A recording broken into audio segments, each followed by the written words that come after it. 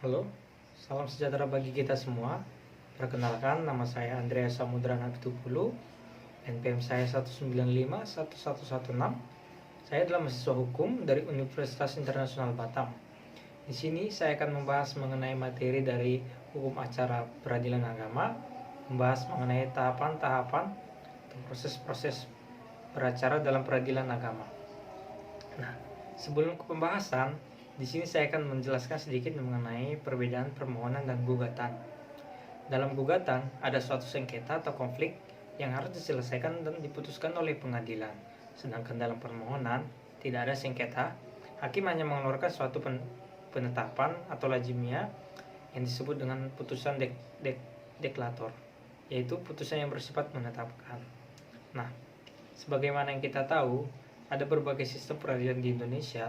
Salah satunya adalah peradilan agama, di mana peradilan agama ini sangat penting untuk dibahas karena sebagian besar warga Indonesia beragama Islam yang berdasarkan pada pasal 2 Undang-Undang Republik Indonesia nomor 3 tahun 2006. Langsung saja saya akan membahas sedikit mengenai kewenangan peradilan agama, di mana yang kita tahu adalah ada kompetensi absolut dan kompetensi relatif. Nah, pembahasan yang pertama mengenai kompetensi absolut peradilan agama, di mana kompetensi absolut ini tertuang di dalam pasal 49 Undang-Undang Peradilan Agama.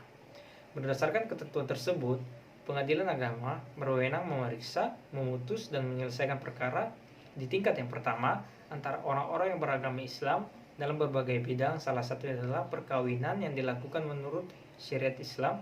Yang kedua, baik waris, wasiat, hibah, dan wakaf.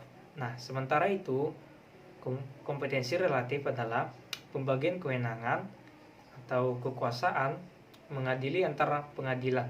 Nah, pengertian lain dari kewenangan relatif yaitu kekuasaan peradilan yang satu jenis dan satu tingkatan dalam perbedaannya dengan kekuasaan pengadilan yang sama jenis tingkatannya. Nah, jadi terdapat hubungan antara kompetensi absolut dan kompetensi relatif pengadilan agama. Apabila terjadi suatu perkara yang termasuk dalam kompetensi absolut pengadilan agama, namun perkara tersebut terjadi di luar daerah hukumnya, maka secara relatif pengadilan agama tersebut tidak berwenang mengadilinya. Jika pengadilan agama tersebut tetap mengadili, maka pengadilan agama yang bersangkutan telah melakukan tindak melampaui batas kewenangannya. Nah, itu adalah penjelasan sedikit mengenai kewenangan peradilan agama. Nah, setelah kita membahas mengenai kewenangan absolut ataupun kewenangan relatif dalam peradilan agama, langsung saja kita membahas mengenai tahapan-tahapan penanganan perkara di persidangan. Langsung saja pada tahapan yang pertama, yaitu upaya perdamaian. Pada perkara perceraian seperti cerai gugat dan cerai talak, hakim wajib mendamaikan kedua belah pihak yang berperkara pada setiap kali persidangan. Terdapat di dalam pasal 56 ayat 2, 65, 82 Undang-Undang Nomor 7 Tahun 1989. Dan selanjutnya, jika kedua belah pihak tidak hadir di persidangan, dilanjutkan dalam mediasi.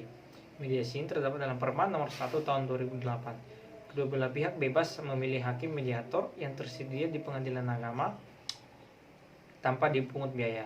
Apabila terjadi perdamaian, maka perkaranya dicabut oleh penggugat atau pemohon dan perkara dianggap telah selesai. Nah, jika perdamaian tersebut tidak terjadi ataupun mediasi tersebut tidak terjadi, baik perkara perceraian maupun perkara perdata umum biasanya, maka proses pemeriksaan perkara dilanjutkan. Tahapan yang selanjutnya adalah pembacaan surat gugatan penggugat. Sebelum surat gugatan dibacakan, jika perkara perceraian, hakim wajib menyatakan sidang tertutup untuk umum. Nah, sementara perkara perdata umumnya, sidangnya selalu terbuka. Surat gugatan penggugat yang diajukan ke pengadilan agama dibacakan oleh penggugat sendiri atau salah seorang majelis hakim. Nah, jadi sebelum diberikannya kesempatan oleh majelis hakim kepada tergugat memberikan tanggapan ataupun jawabannya, pihak penggugat biasanya punya hak untuk mengubah, mencabut, dan mempertahankan isi surat gugatannya tersebut. Nah, apabila penggugat menyatakan tetap tidak ada perubahan dan tambahan dalam gugatannya, kemudian persidangan dilanjutkan ke tahap berikutnya. Oke, sidang lanjutannya adalah jawaban tergugat. Setelah gugatan dibacakan, kemudian tergugat diberikan kesempatan untuk mengajukan jawabannya, baik ketika sidang hari itu juga ataupun sidang selanjutnya. Jawaban tergugat dapat dilakukan secara tertulis ataupun lisan. Hal ini tertulis dalam pasal 158 ayat 1. Nah, pada tahap jawaban ini, tergugat dapat pula mengajukan eksepsi yang sebagaimana kita tahu eksepsi itu merupakan tangkisan atau rekonsepsi baik gugatan balik. Nah, dalam pihak tergugat tidak perlu membayar panjar biaya perkara. Nah, kemudian persidangan selanjutnya mengenai replik penggugat. Setelah tergugat menyampaikan jawabannya, kemudian si penggugat diberikan kesempatan untuk menanggapi sesuai dengan pendapat penggugat. Pada tahap ini, mungkin penggugat tetap mempertahankan gugatannya, atau bisa pula merubah sikap dengan membenarkan jawaban atau bantahan terhadap tergugat. Agenda persidangan selanjutnya adalah duplik dari tergugat. Setelah penggugat menyampaikan repliknya, kemudian tergugat diberikan kesempatan untuk menanggapinya atau menyampaikan dupliknya. Pada tahap ini dapat dilakukan secara berulang-ulang sampai ada titik temu antara penggugat dan tergugat. Apabila acara jawab-menjawab dianggap cukup oleh hakim dan masih ada hal-hal yang lain tidak disepakati oleh para pihak, maka sidang dilanjutkan dengan acara pembuktian. Dalam tahap pembuktian, penggugat dan tergugat diberikan kesempatan yang sama untuk menunjukkan bukti-bukti baik berupa bukti surat maupun bukti saksi-saksi secara bergantian yang diatur oleh hakim. Nah, setelah acara pembuktian, maka sidang selanjutnya adalah kesimpulan para pihak. Dalam tahap ini, baik penggugat maupun tergugat diberikan kesempatan yang sama untuk mengajukan pendapat akhir yang merupakan kesimpulan hasil pemeriksaan selama terjadinya persidangan berlangsung.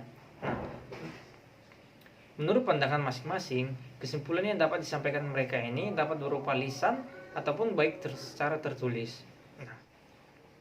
Nah, setelah kesimpulan para pihak, agenda selanjutnya adalah musyawarah majelis hakim. Nah, rapat permusyawaratan majelis hakim ini merupakan rapat yang bersifat rahasia yang tertuang di dalam pasal 19 ayat 3 Undang-Undang Nomor 4 Tahun 2004. Nah, jadi dalam rapat permusyawaratan majelis hakim ini, semua hakim akan menyampaikan pertimbangannya ataupun baik pendapatnya secara lisan maupun secara tertulis.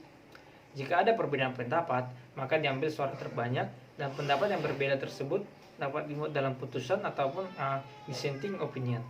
Nah, pada agenda terakhir adalah putusan hakim. Setelah selesai semua musyawarah majelis hakim, sesuai dengan jadwal sidang, pada tahap ini dibacakan putusan majelis hakim. Setelah dibacakan putusan tersebut, maka penggugat dan tergugat berhak mengajukan upaya hukum baik banding dalam tenggang waktu 14 hari setelah putusan diucapkan. Apabila penggugat ataupun tergugat tidak hadir saat dibacakannya putusan, maka dari pihak jurusita pengadilan agama akan menyampaikan isi atau amar putusan kepada pihak yang tidak hadir, dan putusan tersebut baru akan berkekuatan hukum tetap setelah 14 hari amar putusan diterima oleh para pihak yang tidak hadir tersebut. Nah, sebagai catatan, perkara cerai talak masih ada sidang selanjutnya, yaitu sidang pengucapan ikrar talak. Dalam hal ini dilakukan setelah putusan berkekuatan hukum tetap. Nah, pada saat itu di mana kedua belah pihak akan dipanggil kembali ke alamatnya masing-masing untuk menghadiri sidang tersebut. Mungkin sekian materi yang bisa saya sampaikan mengenai tahapan-tahapan atau proses-proses beracara dalam pengadilan agama. Jika ada tutur kata saya ucapkan salah, mohon koreksinya, dan jika materi yang saya ucapkan kurang tepat, mohon bimbingannya. Saya ucapkan terima kasih.